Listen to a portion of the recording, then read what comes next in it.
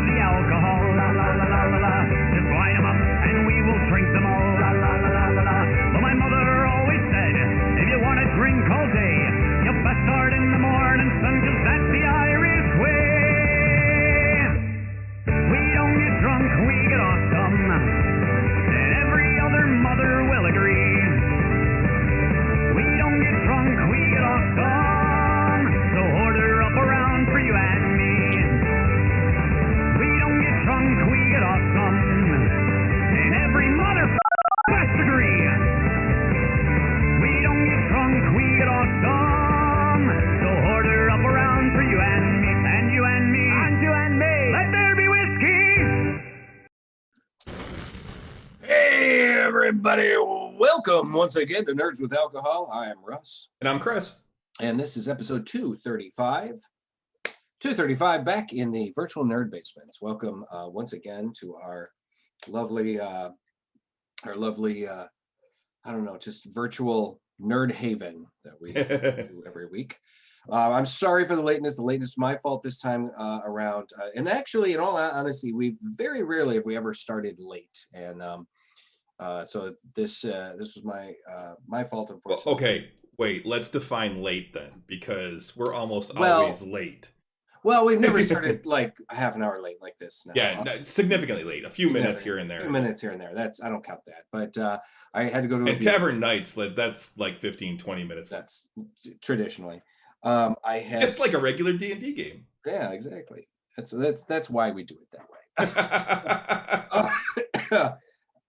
Last week I talked about on the show that thanks, CD. I mean, if it was a college class. Last week I spoke a little bit about a friend of mine had passed away. My friend Stephen Conrad, a performer and a brother and a great friend, and he passed away unexpectedly. So today was the viewing, and I had to drive out to Flat Rock. So for those of you guys who aren't familiar with Michigan, it's about roughly a half an hour drive, about 30 miles south of Detroit. And you see, we don't measure things in miles; we measure it in minutes. Minutes, right? Exactly. So yeah, it was about 40-minute drive south of from where I live, and you know how it is. You know, you go to a viewing, and you see a lot of friends that you haven't seen in a long time, and just like a wedding, honestly, too, you did the same kind of thing. So there was a lot of talking and reminiscing. So I did leave a little bit later than I had intended, but I did get to see some good friends, and it was nice. It was nice. I actually kind of reconnected with a couple people that I hadn't seen in a long time. Cool. So, but we're here, and we are nerds, and it is time to get into it. How was your week, Chris? It was a week. It was my last week of working remote. That's right. You're going back to work. Yeah, I got to go back to the office tomorrow for the first time in a year and a half. So a year and almost half. Mm-hmm. But got everything already packed up because my work station was over here. So if I'm a little more echoey than normal, it's because the monitors are gone. And yeah. Mm-hmm. I got everything all packed up so I don't have to do it in the morning. Right. But yes, CD, I have to deal with the commute again, and that is always been something that I've disliked. I actually hate the commute to where I'm going. There's no easy way to get there. Now, before the pandemic, you worked from home from time to time, though, didn't you? Not here. No, not at this place. Yeah. No, actually, the last two places I've worked, I haven't worked for. When I worked for the college, I couldn't work. No, yeah. So, well, hopefully you'll be able to remedy that situation at some point. Yeah. I mean, I did work from home at the college a couple of times because, I mean, most of my job I can do from home. I mean, I'm a network guy. I mean, unless I need to physically be there to plug in cables or move cables or rack a new switch or something like that, Mm-hmm. Everything I can do, I do remote. Because most of the stuff, I'm sitting at my desk and logging into the equipment anyway. I'm not like plugging my computer into the equipment, standing in the data center. So it's one of those things. There's no reason other than control is really what it is. That's what it comes down to. Okay, that's too bad. The thing is, if the quarantine has taught us anything, is that so many jobs now do not have to be done at the office. They can be done at home. Something like, I can't remember what exactly. I saw some data on that. It was something like 30% or 30% of the workforce in the United States doesn't have to go into an office or something like that. It might even been bigger than that, but it was like a huge amount of office type workforce kind of thing of our workforce can do things from a home office. And it's just like, shit, dude. I mean, if I could work from home, I'd totally fucking do it, but you can't build parade floats. No, you need some robot arms that you can just control like a video game. Yeah, that'd be, it's an airbrush. One would have an airbrush. And I'd have like 8 arms, like several. You need the VR is what you need. You just need VR where you can just sit at your desk and just put that on and you can see it and you just grab your airbrush and spin the thing around. Yeah. We don't got that kind of budget, Chris. But yeah, that was the thing. So it's, they made a big deal about, it's our best year ever. And a lot of people have found that, most of the studies have found over the pandemic that people are more productive. Workers are happier. Yep. And there's, and let's face it, there's less congestion on the roads. It's better for the planet because less people are driving. Yep. Overall, it's a better thing. And we had our best year ever, but and everything was up all the way around, but the work remote doesn't work. Weird. It is. I think it ultimately is. It comes down to control. Yep. It's just your boss wanting to be. Oh, I didn't silence my phone. It's your boss just wanting to be a control freak. That's not even my boss. It's boss's boss's boss's boss. It goes all well, yeah, whoever the guy all the way up at the top of the chain, the food chain there. So, my week was typical. We just a lot of work getting done at the parade. We're finishing wrapping up, rounding the bases on the first chassis for Delta Dental. We got 3 chassis and Delta Dental, and just a lot of stuff. There was a lot of phone calls and emails and texts and stuff about Steve's his issues and what happened with him and my friend Steven. And so there's that. Like I said, I was able to reconnect a couple of friends. One of my friends in particular had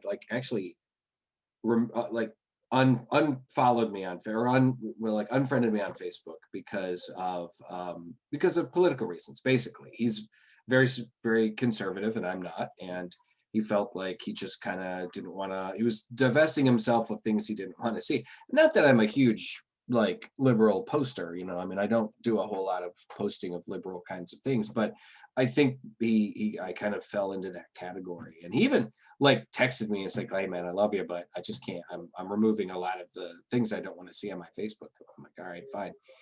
And he was also a good friend of Steve Conrad's as well. And I contacted him. He was very good friends. I knew the guy, but this other friend of mine was they were very tight. So I contacted him and I'm like, hey, just wanted to offer my condolences for Steve. I know you were really. And then he goes, you know what, man, fuck this. I'm sending you another friend request. I'm tired of arguing with people I care, or I'm tired of getting into dumb arguments with people I care about. And I'm like, all right, man, that's okay.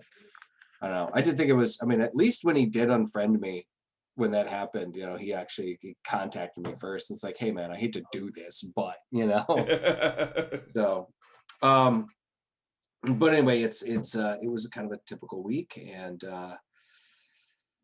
just kind of try not to be quite so typical, Yep. But we're back at it, and I'm getting closer to the Canterbury Medieval Stroll, which is coming up in 2 weeks. I'm really, really excited for that. I'm going to get to try out my Oliver Ogre stuff again. And I'm hoping to have my wig kind of reworked and stuff, but that might not happen because it's got a lot of shit to do. Yeah. This week we play. Well, we're right now. It looks like we're playing. Right. Rich actually hit me up today saying that he may not make it this week. He Oh may actually man. miss his first game. Oh really? What happened? He's got something he can't reschedule. I guess. Oh well. Well, I mean, if Rich can't play, but we can, we do have. If Sydney and Ian could come back, at least we're only down 1. Right. But if we're down 3, then we we probably can't. We should probably call it. I'd say. I mean, We'll see. down 3. I mean, that's tough. Yeah. Certainly couldn't get into any combat. Well, I mean, somebody's going to get into combat in this. Well, yeah, somebody. I have been listening to. I listened to the second episode of Exandria Unlimited, and I'm about more than halfway through the third one. I gotta tell you, really enjoying it. It's been really cool seeing Matt Mercer playing instead of Dresden playing instead of. I've heard his character's pretty epic. His character's pretty awesome. He's a sorcerer, a dwarven sorcerer, but he is more of a he has more so casts clerical abilities. I think it's a new type of sorcerer that has more almost more, like I said, bless and healing abilities instead of the other ones. But he is just this scoundrel kind of cleric, or a scoundrel kind of dwarven character, and he's awesome. He's so much fun. And that's okay, Renee. It's all right. I'm on Vox 30, Matt dressed as the Witcher for a Halloween episode. The Halloween episodes are the best. The best. They're always fun because they always get into costume. One of my favorites is the one where they all dress as NPCs. They all end up like they do it. I think they do it once in Vox Machina, and they do it again later in Mighty Nine, but they all dress as various NPCs that Matt has played, and so they're all essentially dressed as versions of Matt Mercer. It's really great. But yeah, it's been a lot of fun. It's been really, really fun. And I mean, the third episode they go to Glorious Gilmore, Gilmore's Glorious Goods. I heard that Renee was watching it today, and I heard them talking about it. And I was interested to see. I was like, well, is Matt going to is he going to just step into the role of Gilmore there for a minute? But no, I mean, the DM, she played Gilmore, and she did a really great job. She played Gilmore, and he's like in his mid to late 60s, and he's, being a Gilmore. Yeah, and it's great, That episode of Vox Machina when Matt dressed as the Witcher, that was fucking amazing. Yeah, it was really cool. It was really good. That costume was incredible. Yeah, he did a hell of a job. He was a really good Witcher, and it was the Witcher from the video game because it was long before the show was on. So, yeah, all handmade. Yeah, he did it all himself. Yep. Yeah. So, the guy's a hell of a crafter. Yeah, Renee, you got to keep moving. Got to keep moving forward. You're just about to get into the meat of it. Like the first 24 episodes of Vox Machina is pretty rough because just of the production value. They were still figuring out the production value, and then they got and there was also it was a crowded table because you had you also had Orion of Cabo who's still playing Tiberius Stormwind, but once he gets out, he leaves and the show, and they get a little further in and they get into the Briarwood Arc. Hey babe. And say hi. Say hi, Stella. Hi. Hi, Stella. So she there you go. Stay there. She got it. It's like she's gonna miss her cue. But anyways, there was but once they kind of consolidated the group a little bit more, and as much as I like Tiberius Stormwind and that they got rid of him as a character on the show. Yes, yeah, he was a selfish player. He was a ball hog. And I'm Tiberius Stormwind. But that was from Draconia. From Draconia. And he didn't have after Tiberius left, they didn't have a dedicated magic user. I mean, Scanlan became their arcane caster, and it was just like, that's so weird to me, But it really, really kind of solidified at that point when they get into the Briarwood Arc. Yeah, Anyway, but anyway, what are you drinking, dude? I am drinking something I brought back from Louisville. There's a brewery down there called Against the Grain. They're fantastic. They're one of the beers that they're actually known for, and I think I actually did a review on it a couple of years ago, actually, before I even realized they were a Louisville brewery. But it's called the Brown Note. And Brown Note? Yes, the Brown Note. And That's basically terrible. the can has a guy shitting his pants on it. I mean, it's Really? yeah, they've got some wild artwork. But the one I'm doing today I picked up, one, because it sounded delicious, and two, because the bottle, I'm like, I have to, just because of the bottle. But it is a double rye amber aged in whiskey barrels. So it's a pretty strong beer, but it's called Attila the Hen. Oh no. And this is the bottle. No way. They Yep. actually glue feathers to They it. actually stuck feathers to it. It's a bomber. And it's got a dude. Yeah, they got a lot. Can't really get it to where it's not glary, but It's fine. Attila the Hen. Yep, Attila the Hen. And why though? Why? It's not like it's got an egg flavor to it or something. No, it's just, I think it's just to be goofy. They are really off the wall. They were absolutely fantastic, though. We went to their tasting room. We didn't go to their brewery because the brewery was closed for the COVID still.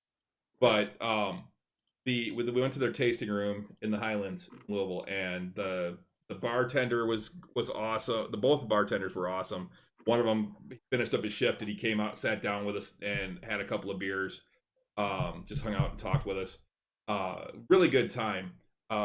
Everything I've had by them I've really liked. They do some weird stuff, but they also do some other more traditional styles. But everything I've had has just been delicious. But this is the beer here. It is a beautiful dark copper color, as an amber should be. You get the barrel aroma. You get that vanilla. Yeah, it's mostly the barrel. You get the bourbon and the flavor. I'm gonna take another sip here.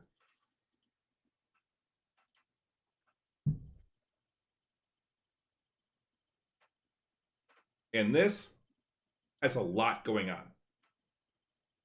It's an amber, so it should be a good balance of malts with a little bit of hop flavor, and then you add the barrel in there, and you get all those flavors. So there is a lot going on. What I have to say is it has everything that it should have. It has the malty flavors. It has the little bit of hops finish. It has some vanilla from the oak and the whiskey barrels. You get a little bit of the whiskey flavor. You get some of the dryness from the oak. This beer is outstanding. This thing is fan-fucking-tastic. If you like this kind of thing, it is 12% ABV. Oh, geez. Well, it's a double rye. Kick your ass, man. Double rye amber, and it's barrel aged. So, your ass. Let's see. What's it say here? Ukai, all the chikwin. Sometimes a little chikwin is not enough, so we decided to double the chikwin. Well, actually, double the rye, double the barrel, and double the beer. Thus, Attila the Hen was born. This barrel-aged double rye amber is intent on conquering your love of chikwin. Attila boasts smooth and velvety caramel-like notes that coalesce with the spiciness imparted by an assault of rye malt in the recipe. Aromas of sweet vanilla and oak commingle with the barrel character imparted from an aged repose during the long Kentucky summer. Take notice, chickwins. Attila the Hen will vanquish your taste bud. Okay, I hate it. I hate those are terrible puns. They weren't even any good. But I'm glad the beer is good because it really is. And just looking. But yeah, so I think it's fantastic. If you like barrel-aged beers, particularly ones that have just a little bit of hop flavor. I mean, it doesn't have a lot of overpowering hops, but I don't know if this one's distributed anywhere. This one might be a tap room only type of thing. But if you find yourself in Louisville, definitely check out Against the Grain's tap room. Fantastic. It's not very big. It's kind of small, but it's absolutely amazing. I think they had food there, but we didn't get any food. We had just eaten. So it was, but yeah, absolutely incredible. Can't recommend it enough. I'm giving this a full 5 bottle caps. This is absolutely spectacular. Really, really. All right. Well, excellent. What about you? You drinking anything tonight? Well, I am revisiting this lovely bee nectar blackberry mint mead. Now, if you all remember, this was gifted to me before it was actually canned by Renee. She ran some cans over that they had like canned, but now it's actually on the shelf, and you can purchase it at some of the better bottle shops in the area. Blackberry mint, and it is a mead, and I gotta admit, I did not think that the blackberry and mint would be like a lovely pairing flavor, and it's just incredible. I thought the same thing. I'm like, oh, I don't know if I'm gonna like that one. I took one sip and went, huh, and took another sip and went, huh, right, exactly. That's what I did. Like, my friend John is in town. He's staying with us for a little while he gets his feet under him, like he's coming back from North Carolina, and I said, hey, do you want one of these? And he's like, let me crack one, and I may hand it back to you. And he was like, and I cracked it for him, and he handed it to him because I knew he was going to like it. And he goes, I'm going to keep this. I go, absolutely, you should. It's really a fantastic drink. And I got to say, I mean, I'm going to be buying a lot more of these, honestly. I mean, if they end up bottling it, I'm all about it because it's a really good stuff. CD, that's actually not a bad idea. Have us post our top 10 list so that people can search for them. That would be difficult, much more difficult for you than it would be for me. It'd be a Sophie's choice. I mean, sure. It really would. It would be that difficult decision to try and find the top ones. But I have a few that I think are the problem is that a lot of the ones that would be in my top 10 would be ones that are limited edition beers that may or may not, you probably can't find anymore. So that might be tough. It might be that, top 10 of things that you can still find, And if I might have to break it down by, do like top 5 IPAs, top 5 browns, top 5 stouts, that type of thing. I might have to break it down by stuff. Drink off. You might have to do that. Yeah. It's a tournament. Yeah, there we go. We'll do it like a tourney style thing. We'll, for March Madness, we'll. There you go. Oh wait, that's a long ways away though. March Madness. Yeah, figure something out. Figure it out. We'll figure it out. Figure it out. Figure it out. Do we know when that show's coming back? I remember later this year. I think they've already filmed the next 2 seasons, 10 and 11. So, I mean, when you're only doing 6 episodes. I know, man, it's crazy. I mean, I get that Canada has their own way of doing things, man. I mean, but still, like, come on, 6 episodes, come on. Yeah, this show does not cost a lot of fucking money. Well, and the thing is, it's like even 8 episodes. I'm like, oh, come on, give me more. I want at least 13 episodes of Letterkenny. I would take a 20 episode season. Oh, well, down. Sure, of course we would, but at least 10. At least 10. That's kind of the standard in Europe. It's kind of one of the standards they're doing on Netflix and stuff. Give me 10. Yep. But he's got the Tropical Wave Cider Boy. Oh, really, man? Cider Boys, I love the Cider Boys ciders, man. They're really great. Like, they've got a great strawberry. They've got their cinnamon one is just off the chain. I can't remember what it's called.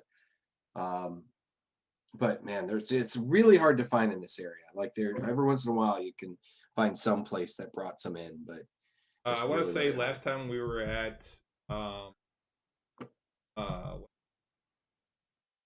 Cider Boys. Might have been at Brown Iron. Yeah, I think you might be right. But it was just like, I mean, it's such a good cider. Yeah. But speaking of TV shows and stuff like that, one of the things I was going to talk about tonight is just a really quick thing. You ever watch the show Leverage? Here and there. Okay. They have brought it back Yeah, for like a special movie or something. No, like that, 13 episodes. Right? Oh, It's a full season. It's called Leverage I Redemption. the commercial It keeps is coming up on my Facebook feed. Yeah, it's on Prime. It's the entire original cast minus Timothy Hutton. Right. And I guess Hardison, who is my favorite character on there, is only in like half the episode, which kind of bums me out. But Right. Overall, though, I loved that show. I thought it was fantastic, and I'm like, I saw it. They actually brought Noah Wyle in too. Yeah, I saw that too. Yeah, he's basically taken the Timothy Hutton role. Yeah. As but he's not playing the librarian. No, he's like the mastermind.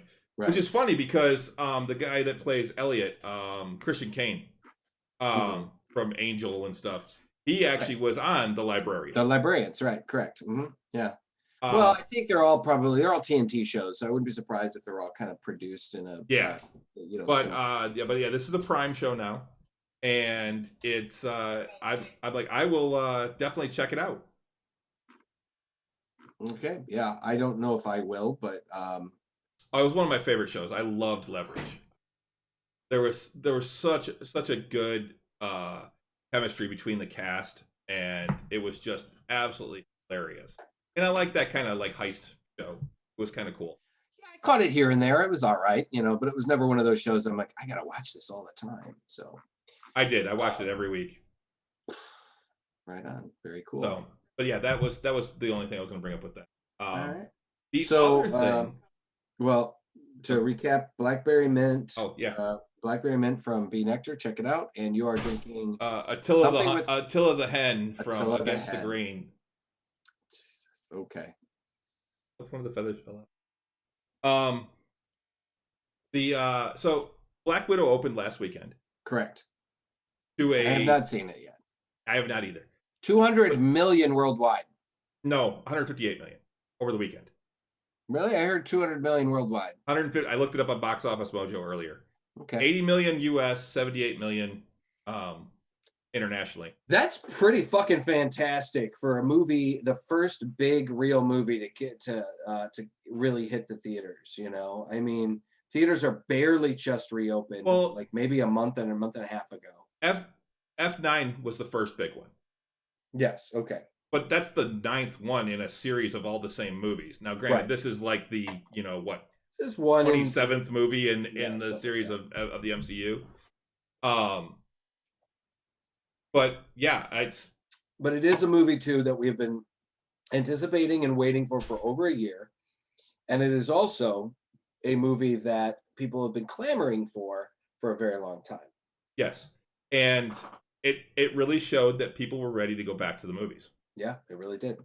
Absolutely. I'm curious to know whether she was whether they took into account the Disney like $30 Disney Prime or Disney Plus special things too, like how much that took into account. I'm not sure because Box Office Mojo only counted box office. Right. So I wonder if that 200 million you saw included the Disney Plus. Maybe it did. Yeah. I don't know. All I know is, holy shit, that's fantastic. You know, I'm really happy because it's getting wonderful reviews. Like people are loving it. The critics are liking it. Everybody, the majority of people I know that have seen it have been like, it's great. Mm-hmm. It's a great movie. Yeah. As far as CD, I don't know when it'll actually be on Disney. You're probably looking at 6 months. No, like 3. Really? Yeah, I've been told that it's gonna be like Raya when they brought that out. It'll be it'll be on normal Disney Plus by October or November, I think. Okay. Something like that. Like maybe November. So after Shang-Chi, but before Eternals? Yes. Yep. Pretty much. So I'm just glad that it's doing well. Yep. I still plan on going to see it. I didn't go see it last weekend because I didn't want to leave Renee alone. I was I'm supposed to go and see it with a couple of friends that my friends that I was watching their cats when they were out of town last week. I was just kind of feeding their cats, and they were like, let's go and see Black Widow all together. I'm like, sure, why not? And we've been meaning to hang out and stuff. So So yeah, so we'll probably go and see it with them. Maybe Thursday. I don't know. I think Stella might have something. We might not be able to do it on Thursday. Yeah, I actually almost hit you up on Sunday going, hey, what are you doing this afternoon? Let's go see it. Because Renee went out to lunch with a friend. And the thing is that I was looking at the theater over here, and they didn't even start showing it until 2 o'clock in the afternoon. Yeah. I didn't look at the one over there by you until later, and I'm like, oh, there was a 1 o'clock show. That would have been cool. Yeah. Well, Sean Nicolin was like, I'm surprised you didn't want to, because we were hanging out Thursday. And he's like, I'm surprised you didn't want to go and see Black Widow. I go, it opens tomorrow though. And he goes, no, not in Europe. In Europe, it's tomorrow. It's tomorrow. You know, I was like, oh, yeah, I guess that's right. I mean, so we could have gone. I think the first showing was like at 7 o'clock or something like that on Thursday night. I was like, shit, yeah. I guess if I had thought about it, But yeah, I'm really excited to go see it. I haven't been in a movie theater since seeing Birds of Prey. Yep. In early 20. So and yeah, CD. Pretty much all the theaters here now. Most of the theaters now here you can drink at. Quite a few of them. Yeah. Yep. The ones that we go to, the AMC theater, they all have beer and stuff on tap and drinks. Yeah. I'm doing my best to try and avoid any kind of spoilers though too. Usually I'm like, I don't care. I'm just going to see the movie anyway. But I think I want to go into this movie not knowing a whole lot. And I mean, I know already a lot of the history. I know the plot base and I know the history about some of the characters, but I'm excited to see. I just want to kind of see it. I want to see it without any kind of like preconceived notions and stuff. So I'm the same way. I want to kind of go in and watch it. I think it's going to be fantastic. Mm-hmm. And yeah, I'm looking forward to it. But speaking of movies and movies that are coming out, Free Guy comes out in August. The new Ryan Reynolds movie that was supposed to be out last year. Yeah. A video got released on I heard YouTube. about this. Yeah. Yeah. I watched it and oh my God, I was actually going to post it. I haven't posted it on Nerds yet, but it's basically Deadpool doing a reaction video to the Free Guy trailer, and he brings Korg in to do it with him because no one else was available from Right, so, yeah. But it's hilarious because both of them are in the movie and he's making cracks all the time about Ryan that's Reynolds. right. Yeah, he's Taika's in Free Guy, isn't Yes, he's the bad guy. Yeah, he's the bad guy. And so they're talking about it. He's like, and he's like, yeah, that's Taika Waititi. And he's like, yeah, he looks like a nice guy.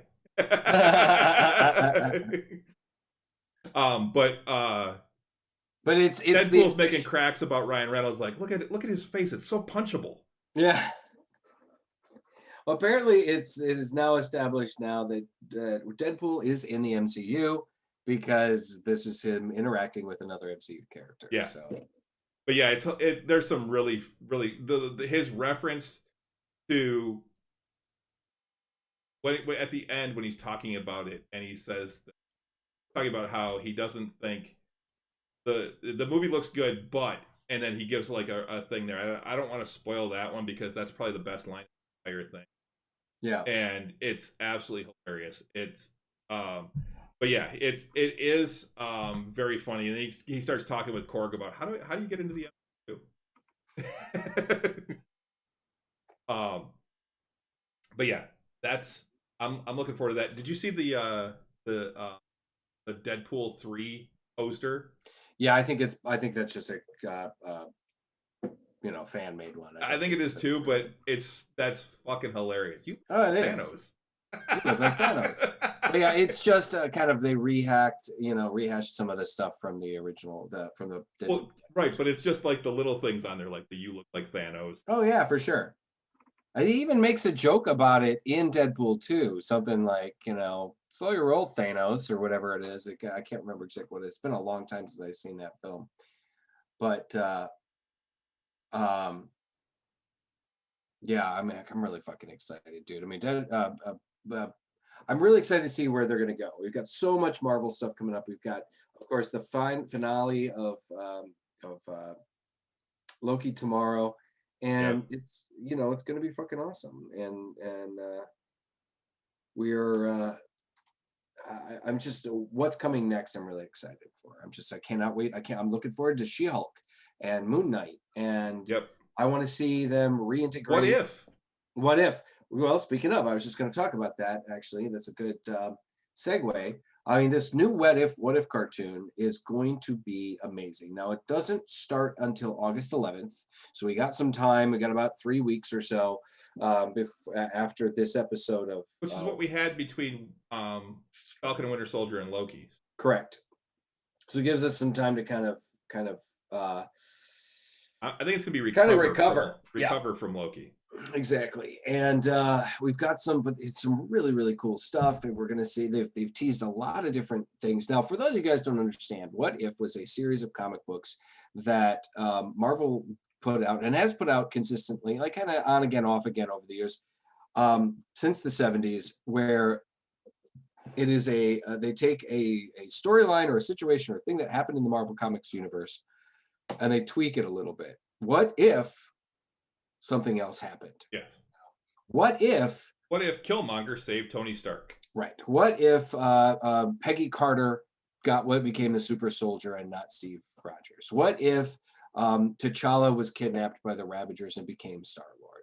So we've got at least it looks like they've got at least 6 episodes, and let's see, doesn't say here, but the cool thing is they've gotten all the actors back to play the various roles.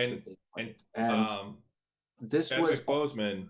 His last performance was as T'Challa in the episodes that he's in. He's taken in by Yondu and the Ravagers, and so the official trailer has him in it a lot. The cool thing is too, the cartoon, the way they've it's not hand drawn, it's computer drawn, which is it's a very interesting way of animating, and it's pretty neat because it's not computer animated, but it's computer drawn. At least I believe that's the way they do it. It's a really, really cool animated form because it looks like cell animation, but it's got this very smooth kind of like almost computerized, almost rotoscoped, but not kind of animation. So it's just really, really great stuff. So August 11th, we're going to see this incredible new stuff, and I'm jazzed. I've always loved the What If comics.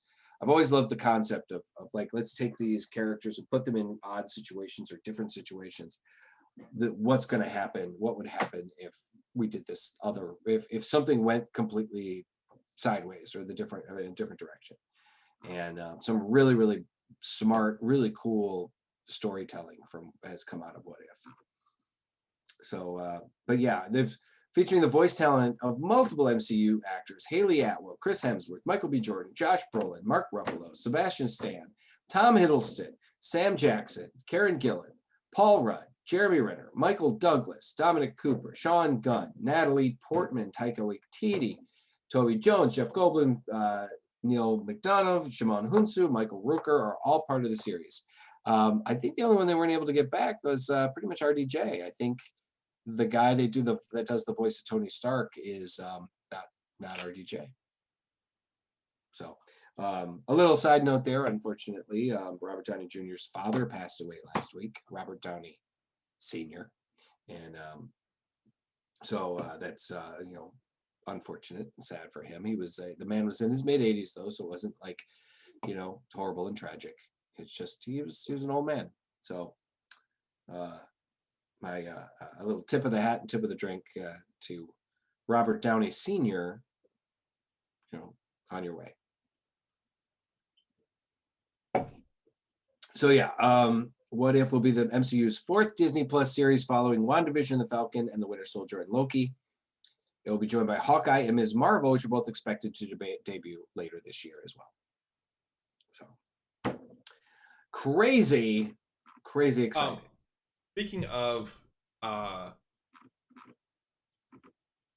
stuff like that, I actually saw something that I still can't figure out if it's actually a real trailer, because it looked like it the way that they set it up, but it may just be a fan made one.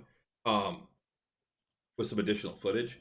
But it was the trailer, the teaser trailer for Black Panther 2.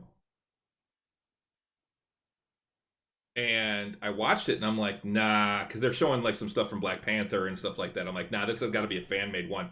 But then at the end, it had the Disney logo and all they're of not that. the teaser trailers almost never have footage from the previous movie. The teaser trailers almost always almost always, yes. But we're talking about a movie that's a year out, and it's one where the star died. So, but it shows like a young T'Challa and apparently Angela Bassett had said that the sequel got a complete rewrite. You know, I mean, they had to.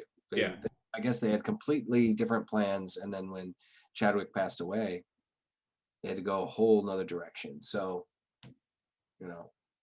And actually, along the same lines with the MCU and everything, I watched, and if you get the chance, it's on Disney Plus. Look for The Good, the Bart, and the Loki. The Good, the Bart, and the Loki. Yes. It's a Simpsons spoof. I saw it. It's my god! Did you watch? Did you watch through the credits? Yes. Okay, because you got to, because there's a mid-credit scene. Right. Yeah. It's a 6-minute short. It's hilarious. It's awesome. Guys, this is what happens when Fox buys, or when Disney buys Marvel and Fox. And Fox, yeah. It was really great. It was really great. You just gotta watch it. You can't, there's so many in-jokes and there's so many great things in it. I mean, and it's awesome that Hiddleston came on and did the voice of Loki. You gotta know he would. It's like it's like, listen, Tom, we're gonna do this great Simpsons spoof, and we'd really okay, but I mean, we just want to I'm in. Great. I mean, that's great, but we really should kind of just talk about. I'm in. No matter what, it's the Simpsons. I'm in. It's fine. You know. Well, it's one of those things where it used to be that if you were on The Simpsons, then you knew you'd made it.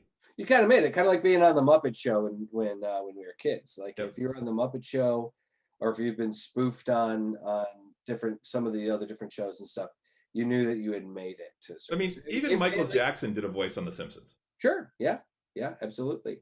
Like it's a badge of honor. It's kind of like, you know, I mean, if Weird Al Yankovic does a spoof of one of your songs, you know, you've made it. You know, you made it. So. We should move on to our next thing. What do you got? You got some? What do you have? Because I got the thing that I was going to talk about last week that I think is going to take a little bit. Okay. There's going to be some discussion between us. So Kevin Smith, we got a lot of stuff coming up with Master of the Universe coming up. That's what, the 23rd, 10 days? 23rd. The first 5 episodes is on the 23rd. I mean, everything we've seen so far is looking amazing. From what I understand, honestly, the lead character is not He-Man. The lead character is actually Teela, and it's called Revelation because for all intents and purposes, Teela finds out that Adam is He-Man, and she's mad. And she's mad that they didn't tell her, and then I guess she apparently finds out some of the other destiny kinds of things about that you know, her destiny, essentially.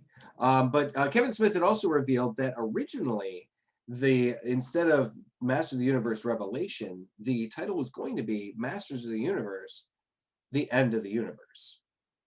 But they felt it was too spoilery, you know, because that's one of the things they're going to be dealing with and talking about is the threat of the universe ending, apparently.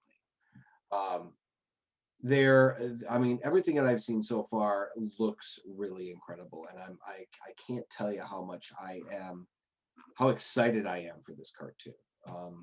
It just looks fantastic. Yeah, the first 5 episodes of Master Universe Revelation reached Netflix July 23rd, and I've been a Masters of the Universe fan since I was a little kid, and I can't wait. I think it's going to be really, really fantastic.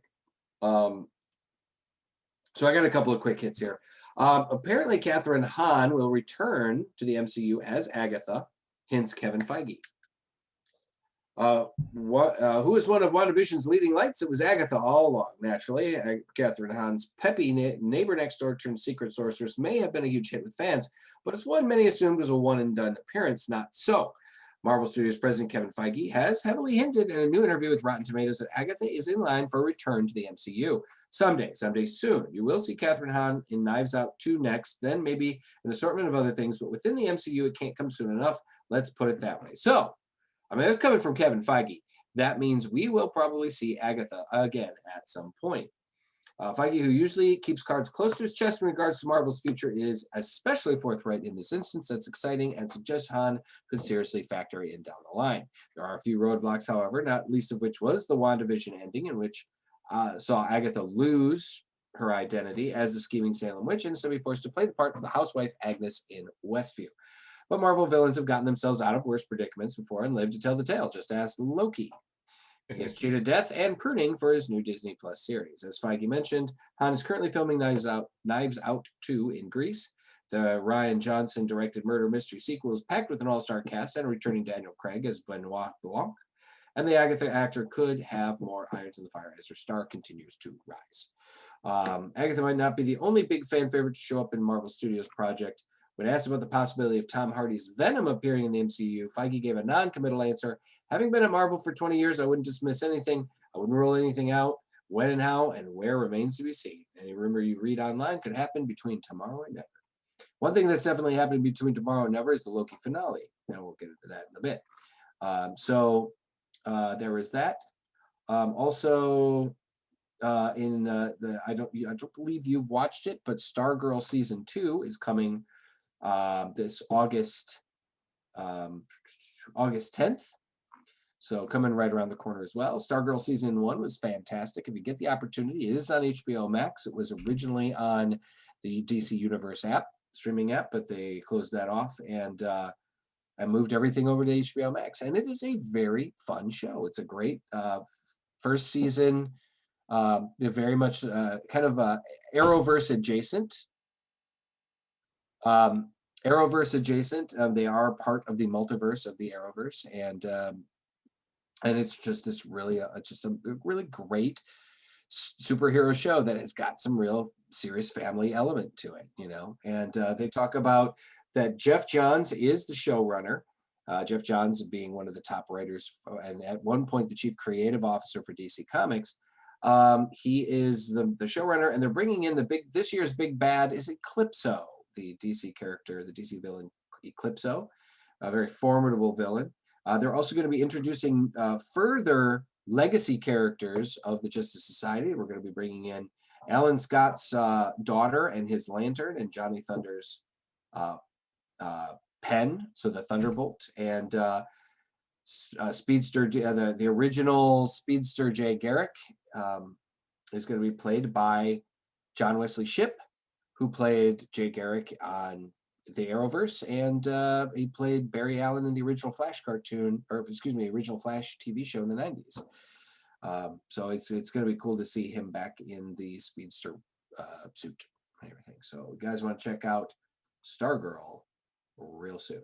Check out, binge the first season, check it out. It's pretty fun. Yeah, I haven't watched any of it yet, and actually I wasn't familiar with Eclipso. I had to look him up. Yeah, he's an older school kind of magic supervillain, and he's pretty nasty. Looks nasty. He looks very Goblin-esque.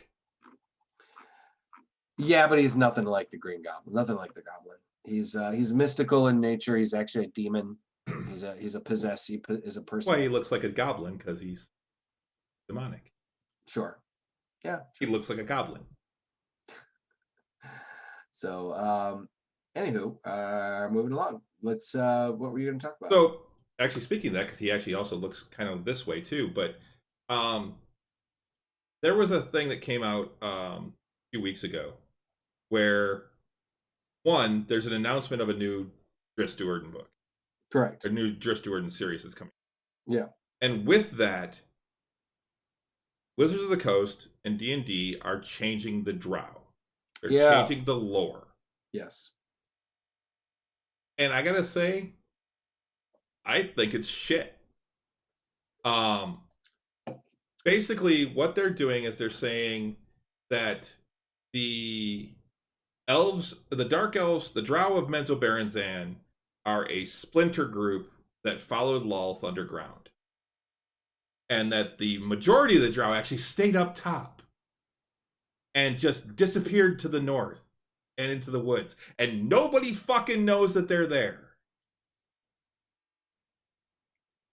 And that the only evil Drow are these Drow from Menzoberranzan.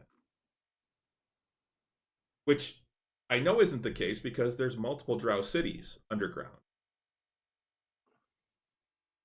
And even in the Forgotten Realms novels, there are multiple cities. There are. There's a lot of space underground. Yeah. That, you can, hollow out and make the hidden cities that you'll never find. But yeah, so now there's these. They're introducing these two new groups of good Drow that are surface dwellers. There's the Aven Drow, which are the Starlight Elves, up to the north. Okay. And then there will be the Loren Drow, which are the Green Shadow Elves, which they live in the woods and have these like huge tree fortresses and things like that, I guess. And then the Lolth worshippers from Menzoberranzan are the Uda Drow. The other thing that they're doing is that they're saying that the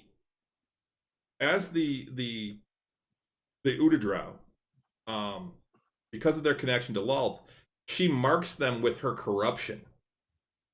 And they get these marks that come out. And they accentuate the beauty of the elf, but they're like very spidery, and like Matron Malice actually has like these like spider legs on her face, and she gets like these eyes. They're just marks. They're not actually the eyes, but they're like more like marks. A tattoo. Yeah, they're kind of like a tattoo, but they're not a tattoo. They're given by Lolth. Yeah, and that the more that you have, then the closer you are to Lolth. I'm like, I have a problem with that because that would flat out tell anyone who was in Lolth's favor and who wasn't. There would be no mystery. There would be they wouldn't be taking chances. As soon as they saw those things fade, the other houses would pounce on that house. Okay. Now, once again, I'm going to show you, this is my surprised face that you're pissed off that they're changing something that you love. My surprised face. Shocked face, really. Because anytime they change Star Wars or they add something in, you're like, I hate it. It's new. So it's not that it's new. It doesn't fit. And I hate that they're trying to shoehorn. I know. I'm just giving you shit. But Chris, you gotta give it a chance, man. You gotta give it we're just seeing the initial kind of like shit that they're talking about.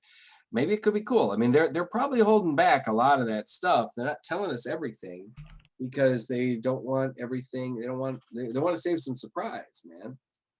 Now the thing is that so here's the thing. Here's the other issue that I have. Okay. The Drow aren't just Lolth worship. There are other gods in the Drow pantheon. Sure. Just Lolth is Lolth is the female-led. She's the one that puts the women in charge and men are subservient. Right. It's very matriarchal. There's another god. There's a god that there are cities of that are led by men that they actually worship that god. Okay. There is a god of good Drow. I had to look her name up because I can always Elistrei. She's actually the goddess. Yeah. She's actually the goddess of song, beauty, dance, sword work, hunting, and moonlight. She is the goddess of good elves and those elves that live on this, or the goddess of good Drow and those Drow that live on the surface. So they've already got the thing for this, and yes, there are good Drow. Mm-hmm. Drizzt isn't the only one, but that's the whole point. It's not about the Drow themselves. It's the culture that corrupts them. And it's because Lolth, they follow Lolth. And maybe she did trick them into going underground. Okay, fine. But they have evolved into this culture that backstabs each other. Right. And only the strong survive. And that's the way Lolth wants it. Correct. Yeah, she was responsible for their culture. Yes. But that's the thing, man. I think the dark races and stuff like that are these quote unquote evil races. I mean, they've had to make some massive changes to them and They stuff. didn't And have to. I understand why they're doing they some of it. they but chose to because of societal pressure probably and everything.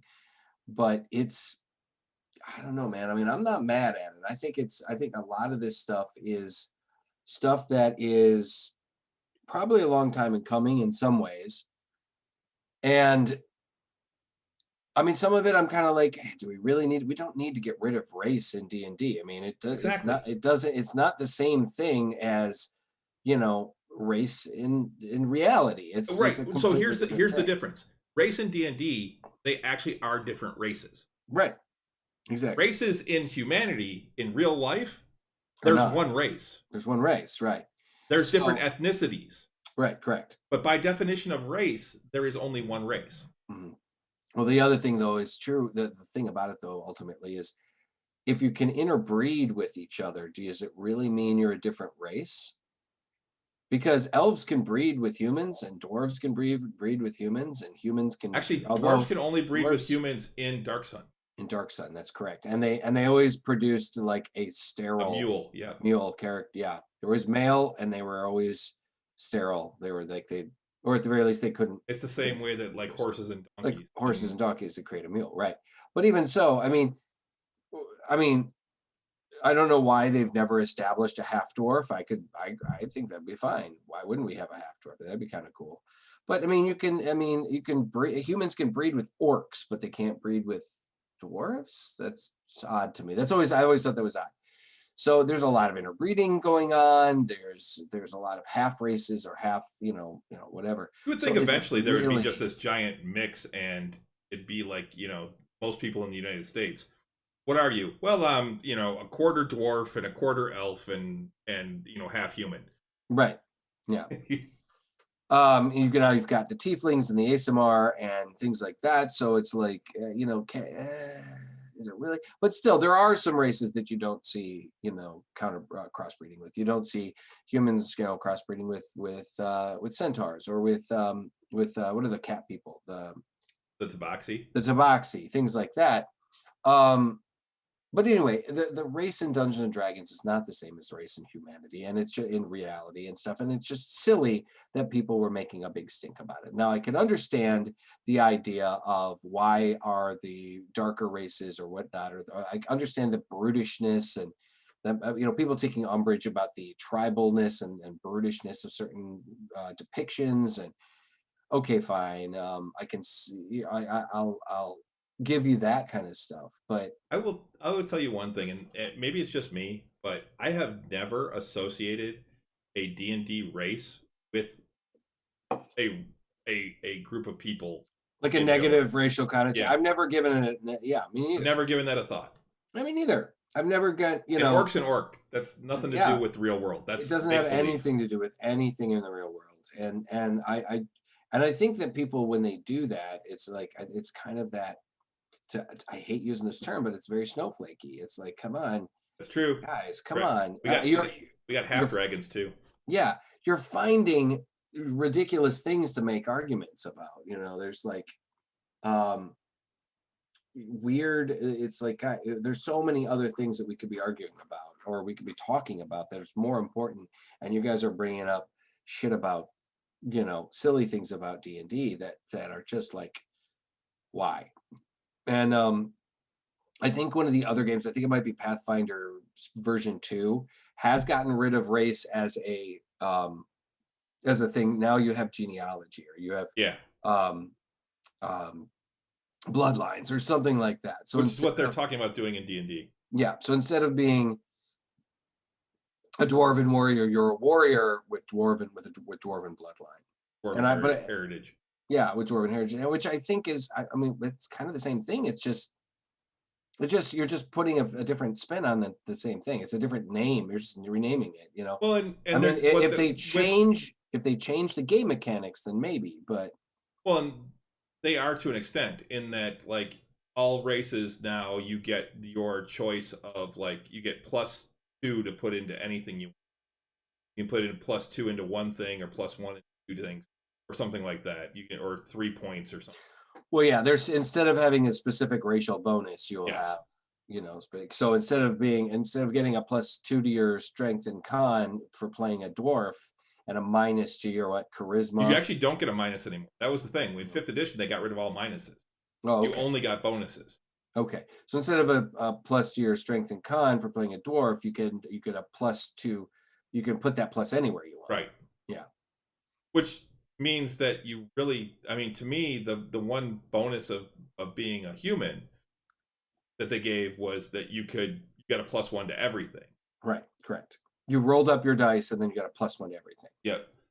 They had to do something, because when you've got a choice of all these other mythic races, Mm-hmm. who wants to play a human? Right. You know what? I mean, honestly, I've played a lot of humans. I kind of, I almost never play a human. Almost never. I'm always I'm usually like a half elf. I've played a lot of humans. One of my first serious games that I played when I was in high school, and I still use the name Calidor for a lot of my Calidor Darkblade for a lot of my video games. And what's your character's name? Oh, Calidor Darkblade. He was a human, and I've played a lot of humans over the years. I mean, I'm playing an Aasimar right now, but Marek Karras is an Aasimar, but he's a human. What's funny is my first character's name was from the Red Book. It was a wizard. It was a human wizard. And his name was Lorak. And that was before the Dragonlance Chronicles. Oh, okay. When I read those recently, I went, hey!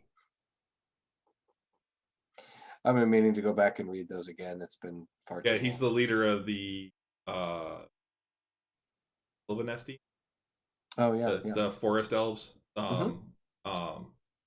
The one that corrupted, that allowed the corrupts, tried to use the dragon orb and got corrupted by it. Yeah. God, it's been forever. But yeah, so that's one of my big issues. My other issue is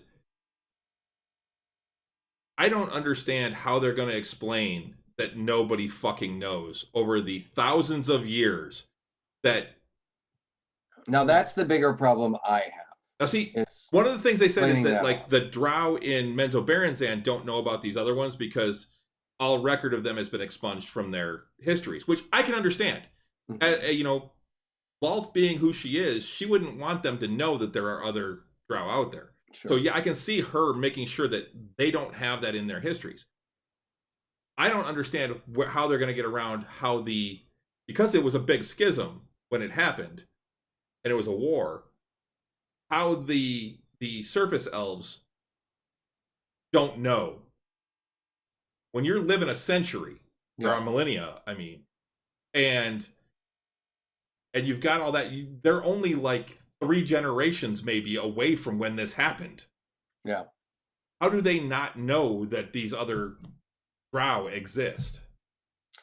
And that's one of the places where it breaks down a little bit for me. Like, okay, how are you going to explain this off, guys? So we're going to have to see that in the lore. We're going to have to see that when the books come out. And that's the thing. They basically have given R.A. Salvatore, who I guess everything I read about him now is that he's Bob Salvatore. Everyone calls him Bob Salvatore. Well, what does R.A. stand for? I think it's Robert something. Okay.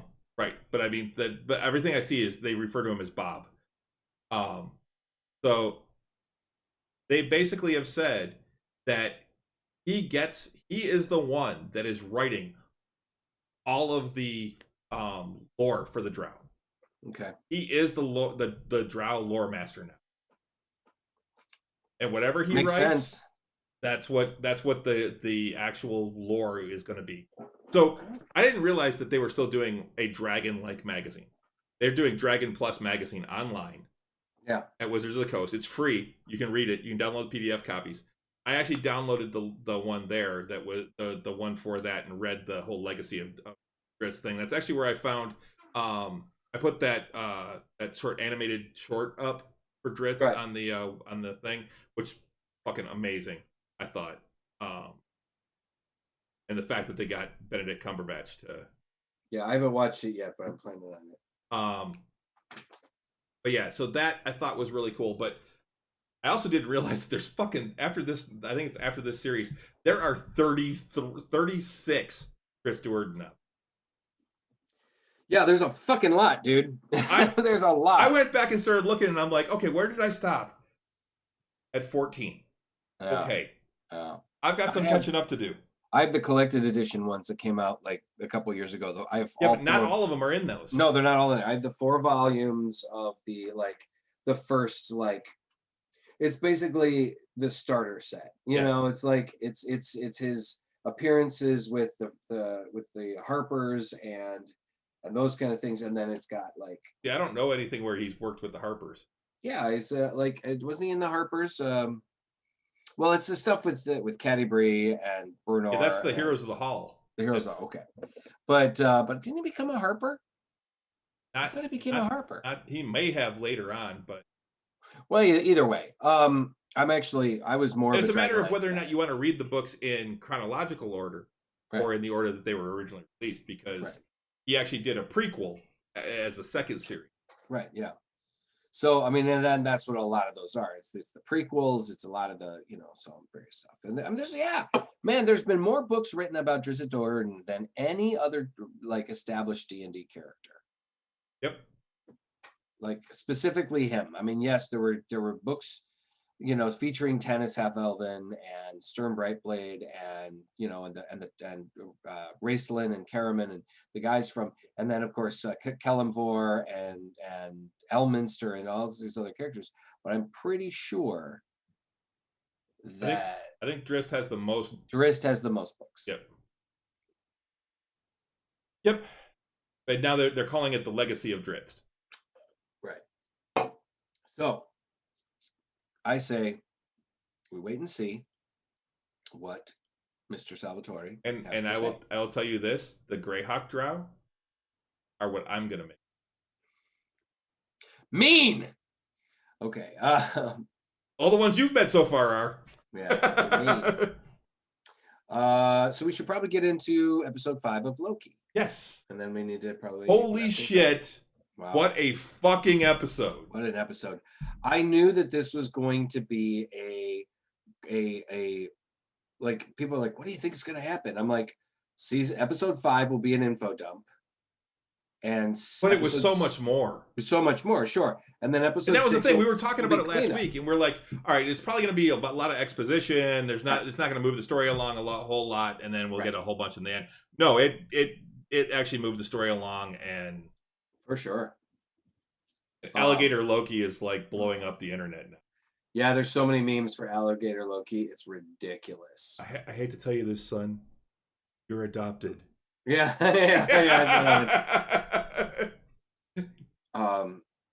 It's just been really, really hilarious. So I mean, basically, the episode opens where right after the post-credit scene from the previous episode, where Loki's been pruned and he. Well, it didn't open that way. No, it opens with that weird shot going through the TVA, down, like spinning and then going in, and you see the head on the ground. Right, and it's Ravenna, and then Ravenna reacting and kind of running around. It looks like she's trying to do damage control, essentially. And then you see her, and then eventually we'll get to the important part. And then it gets to where it ended. Where the previous one ended, the post-credit scene ended. Right, and where Loki looks up and he's like, "Who are you?" And they're like, "Come with us if you want to live." Original Loki, boastful Loki, Kid Loki, and Alligator, and yes, or Croaky, as I heard him see, because some Croaky. People were like, is he a crocodile? Renee was saying that last week, and I didn't actually get the whole Croaky thing because it's like crikey, but Croaky. Mm-hmm. Croaky for life. Croaky for life. And so they're, Loki is trailing behind them as they're walking along. He's trying to and there are what the hell is going so many on? Things in that scene. So when they're going through that city, so you find out it's not actually New York. No, it's basically it's a dumping ground. It's a dumping ground. Mm-hmm. And did you catch what was on Avengers Tower? Yes, but I can't remember what it is now. It's Kang's company. Yeah, it was Kang's company. It didn't say Kang, but it was his No, it was company. QENG or something like that. Yeah, Quang or something like Yeah. Kang. Yeah. And so yeah, there are a bunch of Easter eggs, a bunch of things that are leading towards Kang the Conqueror. Now, I mean, just the fact that Ravenna has been in it the entire time, she is one of his love interests. So, I mean, they've been kind of leading towards Kang the Conqueror being the guy that founded the TVA. If you watch the Nerdist stuff, the guy keeps doing Kang Watch. Now, I think if they do Kang, I mean, that would make sense. And I don't think I honestly don't think it's too on the nose because, I mean, you got to really kind of know your lore to kind of know that, oh, this is probably going to be, Kang the Conqueror. And they've teased that he's going to be showing up in one of the episodes or in a future movie. Quantumania. So, okay, well, who knows? We'll see. But there were a shit ton of just a ton. The Thanos copter is the one that got me. The Thanos copter was really funny because Thanos, I mean, yes, he's the scary villain, but he wasn't always super scary. He was kind of some of the early there were some adventures that he was seen in where he was more of like a typical Marvel villain as opposed to being this cosmic threat. And he had a copter. He had a helicopter that said Thanos on the side. Yeah, it was stupid. But overall, I mean, like you saw a giant helmet that was a Yellow Jacket helmet. Yes. And so where he obviously had grown to immense size. Heads. And what the fuck are those birds? Right, those birds are all what the fuck, right? And then balls for heads that don't actually attach. Right. Or how about all of the trays? All the what? All the trays, all the food trays. Well, so yeah, when they just prune their fucking garbage, man. Yeah, well, and the thing is that too, when they get to where they get to their hideout, and original Loki opens up the door with his magic, and they start climbing down, and they do that like scene. It's almost like WandaVision. At the beginning when they showed like the layers, and they go through and you see trays and stuff, and you see Mjolnir, and then you see Frog Thor, Throg, yeah, mm-hmm. in a jar with the number that's on there is the issue of Thor that he appeared in. Right, and from what I heard, they actually got Hemsworth to do the voice of Throg. Oh, the little that it's him going whatever, and then they just toned it down. It was pretty fucking crazy, man. But yeah, it's just like there's piles of them. Like if you see them walking along, there's like heaps of these trays, and I'm just like, what kind of bullshit is that? They're gonna just prune their fucking trays when they're done. That's ridiculous. I don't want to clean this up. Brink, gone. Come on. So yeah, and then they take Loki, and he's finally he's asking them, what the hell? What is this? And what's going on? And they're like, you're in the dumping ground, man. It's all we have to do. The only thing we can do is survive. And and they finally they're telling him what's what, and he asks the kid Loki, well, what was your why are you so special? What was your event? Yeah, what was your event? And he goes, I killed Thor. And we're like, and he's just like, oh. And then they're sitting in their base and they're talking, which is a bowling alley with like a mall Santa throne, yeah, and Kid Loki is king, right? For some reason, he's been there a long time. He's established himself. But I loved how boastful Loki was, just full of shit, and he's just like, just letting it out. Eventually, sure. We wind up coming back there, but it's them drinking Roxy wine. Yeah, Roxy wine. That was great. And even pouring some into Alligator Loki. Yeah, and the kid is drinking an Ecto Cooler, icy Ecto Cooler. You gotta wonder where the hell all this stuff's coming from. Like, what was it specifically that made some of that stuff like prunable? It's because when they prune realities, right? It's when they set down those charges, they reset it. All of that winds up there, including the people. Right. as we saw later on when the ship drops in. We also see like that there's this huge cloud creature that is like basically comes in. Yeah, whole time. Alioth. The Alioth. Yeah, Alioth. and he comes in and what he consumes the energy and basically looks like accelerates the rotting and decaying of material in this. Yeah, we see that especially when the ship comes in, right? And he hits him, and you see the people actually like it looks like they instantly age when the cloud hits them. Yeah, and then as the cloud goes by, the ship's all rusted and they're skeletons. Yep. Yeah. And so I think that's what it is. Actually, I think it feeds on their time. Yeah, and that's that life that ship. That ship was actually the ship that was from the Philadelphia experiment that supposedly disappeared. Was supposed to have turned invisible, know, during World War II. So then, you see, then at one point you eventually see that because at the end of the 4th episode, you see Sylvie basically holding the printing device to Ravenna saying, you need to tell me everything. And then, so the two of them are basically sitting there and Ravenna's like, I want to know who did this too. I want to know who these people are. And Sylvie's like, yes, and I want to know too. And then we kill them. And Ravenna says, together. And so then they go and they're doing research and they're trying to and they're using Miss Minutes and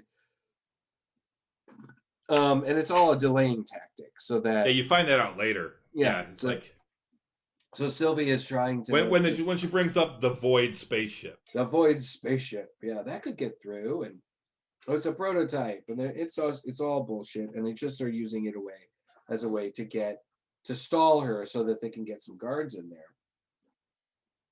So long story short, they're talking it out, and Sylvie just decides to prune herself. She self-prunes.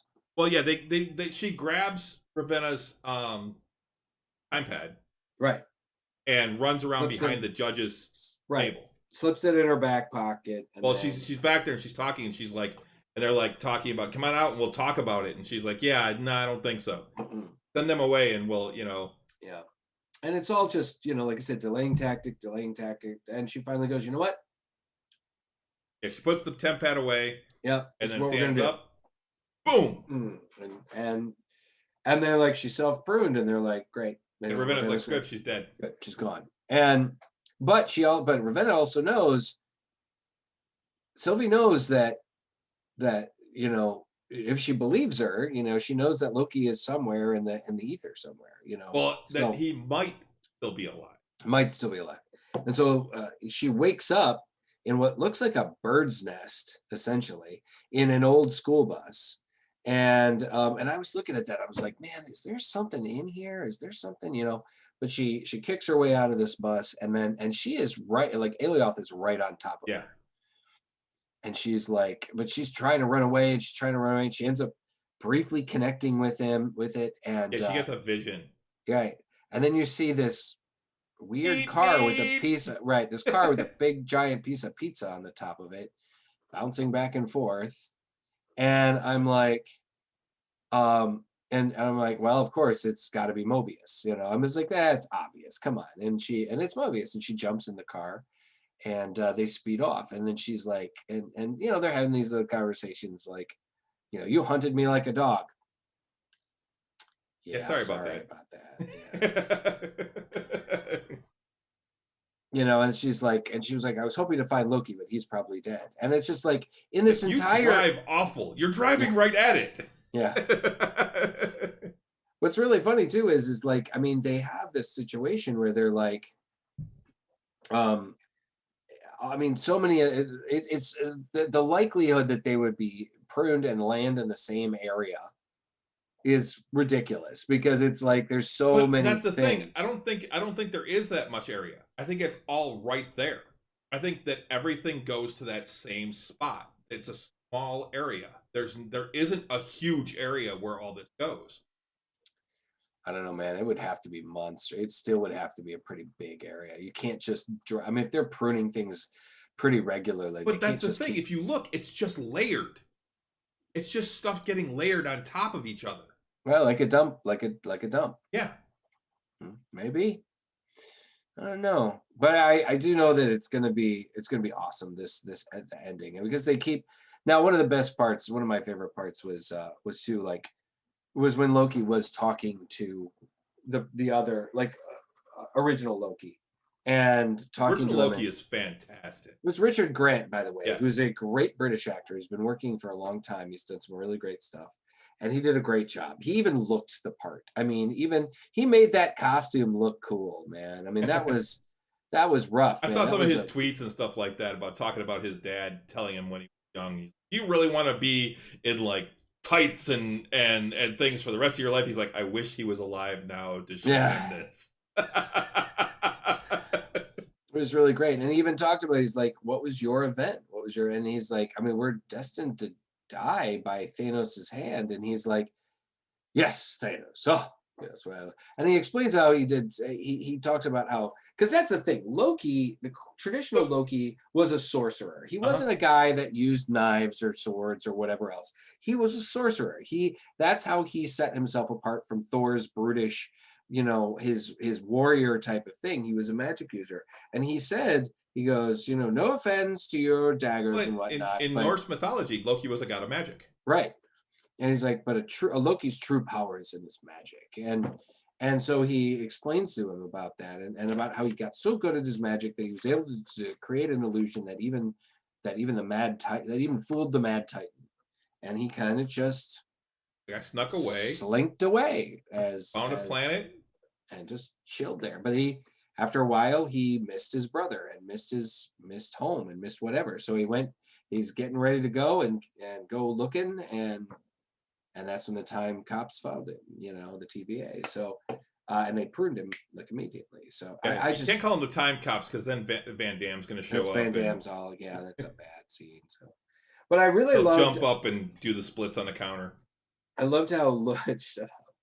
I loved how Loki was like kind of trying to explain to them. He's like, I'm gonna do this and I'm gonna do this. I'm gonna do this and I could use all the help I can get. And they just laugh. And they just start laughing at him, you know. And I loved how Richard Grant, he like just pulled up his cape and just like, and then fell back in the chair. Fell back into the chair. Well, and then Loki starts climbing up the ladder to leave, and he opens up the door, and there's President Loki. And all these other Lokis, you know. It was great. It was so fucking wild. And then he comes down, and that's where we see the image like, come on, what did you expect? You know, and he's got that big grin on his face, and I mean, I'm like, oh man, this is fucking awesome.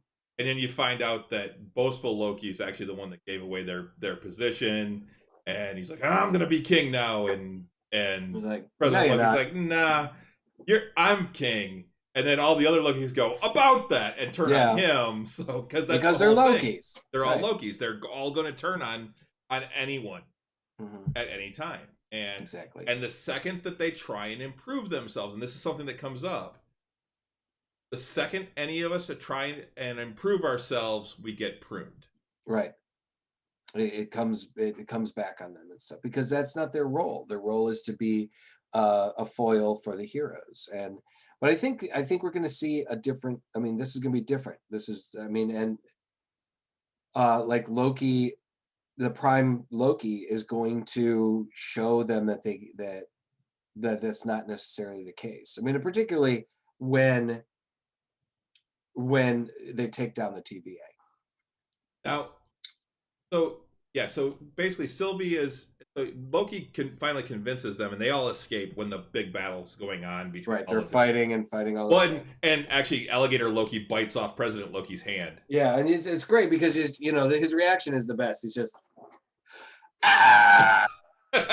just like looking at it, he's just screaming. You know, it was so goddamn funny. I had to rewind that. It's like, oh my god.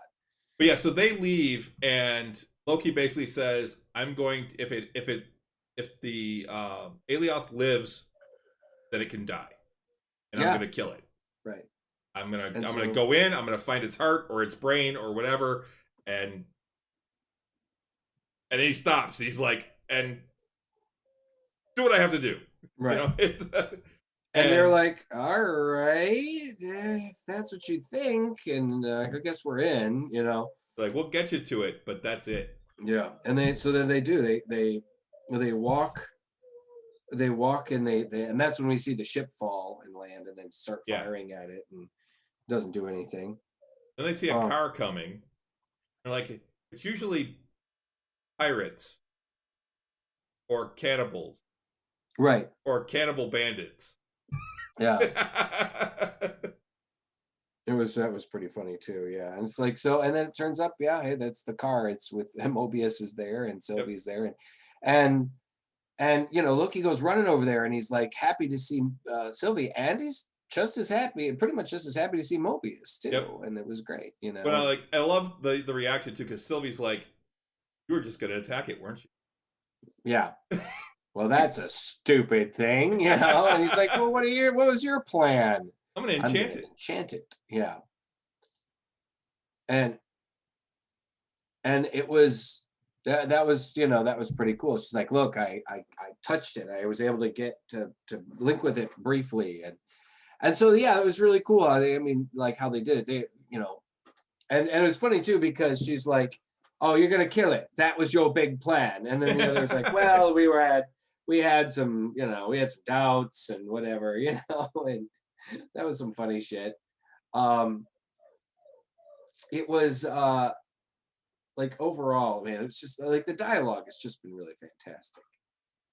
So they keep you know, they go and they basically find shelter and they end up cooking one of those birds up, and that was really weird. And the other Lokis are talking to Mobius and he's like, you know, I would think I'd remember an alligator, Loki. Like, yeah, it's like, you know, are you sure he's a Loki? Yeah. Like, you know, and he says something. He's like, and then he said something about well, he's green. Yeah. He's green. Well, yeah, but does that really, you know? And then he said something. He's like, yeah, but you know, he could be lying, which would mean that he's much more likely to be a Loki. Okay, right. Yeah. Very circular discussion. Very circular way, and I respect that. You know. Yeah, I mean, there was that too. Just some really, really fun stuff, though. But they hatched their plan. And then you also have that point where she's the very touching moments outside. Yeah, where they're like, oh, it's just ridiculous. It's just something ridiculous. Oh no, of course not. No, you know, like that they were in love with each other and stuff, and it's just like hilarious. Yeah, and then but they're outside. Loki and Sylvia are outside talking. Right. Yeah. And Loki makes his cloak for himself. Right. Yeah. And they're talking, blanket. And then he dissolves it and creates a new one that goes around both of them. Right. And she's like, and she like at first she's like grabs it and she's like, it's a tablecloth. Yeah. He's like, no, it's a blanket. Yeah, that was really funny. Like, and then she kind of snuggles into him. Yeah. So they're obviously building something. There's some kind of situation. It's just really funny. I'm like, I mean, everything we're seeing so far is just so fucking fun, you know. And then so then they come together and they're like, you know, they gives Mobius the data pad. And yep. Originally, Sylvie was expecting Loki to leave. Yeah. With Mobius. Right, and he's like, nope, I'm staying. And then the other Lokis are like, yep, we're staying too because this is our home. Man, I'd be the fuck out. You know, this is our home. Fuck you, get the fuck out, man. You know, and I mean that's a wasteland. You wanna do that? Okay, yeah, but they're not gonna stick around to help fight. They're leaving. They're just gonna fuck the fuck off. And because their thing is that Loki survived. Right. But I gotta tell you, man, I loved how they you know, they get into the fight, and she's trying to, like, Loki's trying to distract Alioth. Well, right. And at first Loki says that, you know, he's going to help her. Right. And, when Mobius leaves, yeah, he's like, what are you going to do? He's like, burn the place down. Burn it down, right. It's how I kind of feel about some things right now. But anyway, they like Kid Loki gives Loki his sword and his little short sword, and Loki like forms a little, you know, back a scabbard for it, and then they go after Alioth, and you're like, and at first you're thinking, man, these guys, they're fucked, because I mean, the like she's trying. They were waiting for another event, right? But nothing's coming through, and nothing's distracting him. and then here you see this green glow happen, and you just see these buildings forming. And well, Loki goes off to try and distract it. right, but he sees Alioth going towards Sylvie, and she's like, "Oh my god, she's gonna die." And like I said, you see these buildings being formed. Right, but he runs off to try and distract it with the flaming dagger at the time, and yes. it's not going for it, and then that's when you start seeing the glow. Exactly. I mean, I'm jumping ahead a little. Yeah. And then so they and then you see, old school Loki, man. Creating Asgard. Creating Asgard, man. Just forming Asgard from magic. And I'm just like, whoa, that's some serious power. And I loved how Richard Grant was just portraying him. And he's just like, because like I said, that's an old school, like a comic book costume. And that was, because those comic book costumes, man, when you take it right from the page, you might look stupid. But he's just standing there. I'm going to stand up. He's just standing there and he's like, and he's just like forming that, and I'm just like, holy crap, that was so fucking cool. And he's just the green glow on his hands, right? And that super villain / superhero pose, and he's got it nailed. And I'm like, damn, pretty good, old guy. Because Richard Grant's like in his 60s now, and he's just killing it. And I was like, that's so cool. And he's distracted Alioth enough that Sylvie can kind of get in there, and Sylvie and Loki kind of grasp hands, and they join their energy together to try and to get to this and at first it's not working, because Loki's like, I can't help you, I don't know how to do that. She's like, yes you do, we're the same. And she just kind of like, and they come together. It's kind of like in that they hold hands. Is that the power of holding hands? Yes, we saw it in Guardians of the Galaxy. And we've seen it here too. Power holding hands. So they hold their hands, and they're able to get there. And then Alioth, eventually he just like classic Loki can't maintain it. Yep. And it's a lot of energy he's throwing out there. A lot of and power. You see it trying to devour the buildings, and they're just disappearing. Right. Exactly. So and then so Alioth eventually comes after Loki, and you just see Loki just look at him, and he just laughs, and he's and then it just goes through him, and then all that's left is the helmet, the classic Loki helmet with the it's all like decayed. It shows like tons of signs of wear, like it had been there for 100 years. Exactly. So and then that's where we see, it looks like Alioth is going to come for them too now, and then she gets through. And well, Loki finally clicks with Loki too. Right. Yeah. Exactly. And you see the double green light up, and then you see the light. Everything turns green. Right. And she opens her eyes, and he's still like holding on and got his eyes closed. She's like, "Open your eyes." Yeah. And then so then the clouds part, and you see the building. You see a building. What was your first thought when you saw that building? I thought it looked a lot like the Sanctum Sanctorum at first from a distance. And see, for me, my first thought was that it was Doom's castle. Doomstad? Oh man, that looks just like Doomstad, man.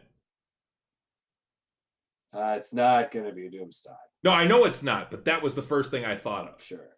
Now, one of the things I noticed, I watched it a second time earlier today, and one of the things I noticed is the big tower that's standing up in the back looks like one of the pruning rods. Oh, really? It looks like it bows out, and it's got a yellow glow at the top. Okay. Which I thought was kind of interesting, but I don't know that it has anything to do with it. I think but it was just something that caught my eye. But yeah, my first thought was that it looked like Doomstad, which wouldn't be out of place for Kang. Yeah. I mean, it'd be a weird place to bring in Doom. I don't think it's going to be Doom though. But I think it's going to be. I know, but if they reference Doomstad, it would be a weird place to bring in anything about Doom. Kang is an ancestor of Doom, so. No, actually, Kang is more. I think he's more related to the Richards. I think he was an ancestor of Doom. I think he might be. Maybe he's an ancestor I think he's actually a Yeah, very you know what? You're right. He might be a Richards. because I remember like Reed Richards' father Nathaniel was also a time. Yeah, he's actually Nathaniel Richards. That's right. Yeah. So that he's not Reed's dad. He's not a division, but he's some sort of far distant relative of Reed Richards, which is one of the reasons why Kang has plagued the Avengers and the Fantastic Four. He's been a Marvel villain, not just like an Avenger. He's mostly Avengers, but he's also, dealt with the Fantastic Four as well. I mean, when you're a time traveler, man, you get around. Oh yeah, he was Ramatut. He was Ramatut, right? That was. He's. There's no telling how old he is because he came from Ties into hundreds, Apocalypse. right? He comes from thousands of years in the future. So, 31st century. 1,000 years in the future. I've always liked Kang as a villain because Kang was one of those villains that's like he's got his own set of morals and honor code. He's more than just like a cackling, I'm going to take over the world. He became who he was because he was bored. He was looking for challenges, to challenge it and stuff. So that's why he came and wanted to come to the Age of Heroes to be challenged by them. He could be what Marvel uses for sympathetic villains. You look at Marvel's villains, they're all sympathetic villains. Absolutely. They're all villains you can relate to. Yeah. Yes, absolutely. That's what they do. They do that on purpose. Yep. I mean, Loki started off as a villain, and you can certainly understand why he was mad.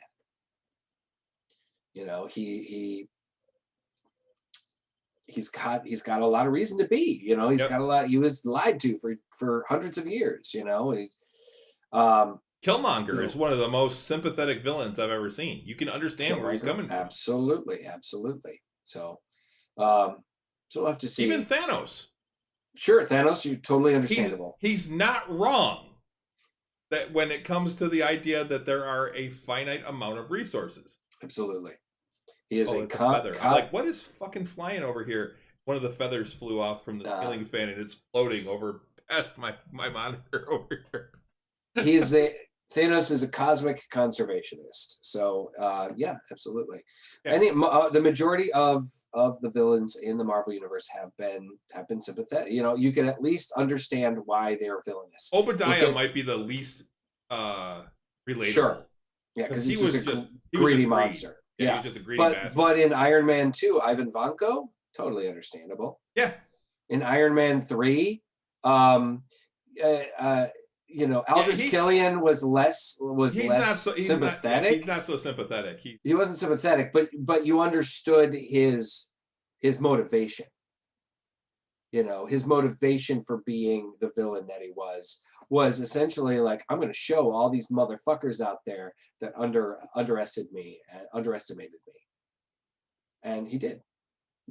He did, at least to some extent. Wasn't successful, but he did to some extent. So we should probably wrap things up. It's getting a little late, and I know we started late, but this is definitely we've made up for the time.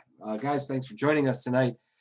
Sorry about the later evening. Thanks for hanging out. I'm really just real quick though on Loki, the finish up Loki. Oh sure, sorry. I really want to see where this is going tomorrow night. I mean, this show has been even better than I thought it was going to be. Absolutely. I've said that many times that this show has surprised me. This show has kept me guessing. The other shows, WandaVision did that. WandaVision kept me guessing too. But Falcon and the Winter Soldier, it was a superhero movie. It was a superhero show. It was very straightforward. It was very straightforward, and I more or less saw a lot of the writing on the wall as it was happening. This, no fucking clue, man. I had no clue at all. Yep. So I'm really excited to see where they're going with it. So, but guys, thanks for joining us, and make sure to join us this Friday for our Tavern Nights twice monthly game. We're going to be 7 o'clock Friday. Bi-weekly. It's bi-weekly. We're going to be fight. Bear in mind that depending on what's going on with our missing players, we may have to cancel, or at the very least, it may not be quite as as over the top as we normally have. I don't know. It depends on what Chris wants to do, of course. We'll see what happens. But we'll see what happens. Yeah. Also, once again, as every Tuesday night here, and normally at 8 o'clock, it'll be 8 o'clock next week.